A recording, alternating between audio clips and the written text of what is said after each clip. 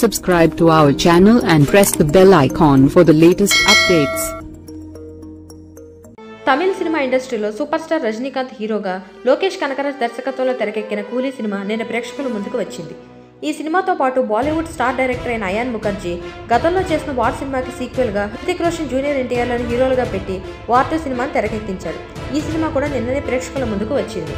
కూలీ సినిమా విషయానికి వస్తే లోకేష్ కనకరాజ్ ఈ సినిమాని చాలా ప్రెస్టీజియస్గా తెరకెక్కించాడు. చాలా మంది స్టార్ కాస్టింగ్ ని పెట్టుకొని తెరకెక్కించిన ఈ సినిమా యావత్ ఇండియా సినిమా ప్రేక్షకులను మెప్పిస్తూ మొదటి షోతోనే పాజిటివ్ టాక్ ను సంపాదించుకుంటూ ముందుకు దూసుకెళ్తుంది. ఇక రజనీకాంత్ చాలా రోజుల తర్వాత తన మేనరిజమ్స్ తో ప్రేక్షకులను ఆకట్టుకునే ప్రయత్నం అయితే చేశాడు. ఇప్పటి వరకు ఆయన కెరీర్లో చేసిన అన్ని పాత్రల తాలూకు ఇంపాక్ట్ను ఈ పాత్ర మీద పడకుండా సపరేట్గా ఒక ఫ్రెష్ క్యారెక్టర్ని పోషించినట్టు రజనీకాంత్ ఈ సినిమాలో నటించి మెప్పించాడు. ఓవరాల్గా ఈ సినిమాకి పాజిటివ్ టాక్ అయితే వచ్చింది.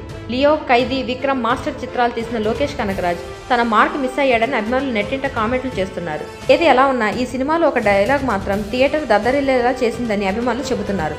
సినిమాలో రజనీకాంత్, చిరంజీవి, పవన్ కళ్యాణ్ పేర్లను ప్రస్తావిస్తారని, ఆ సమయంలో థియేటర్ మొత్తం హోరెత్తిందని కామెంట్స్ చేస్తున్నారు. కాగా ఈ చిత్రంలో రజనీకాంత్తో పాటు Tollywood king Nagarjuna, Bollywood hero Aamir Khan, Kannada super star Upendra, Malayalam నటుడు శోభన్ షాహిర్, శృతి హాసన్లు కీలక పాత్రలో నటించారు.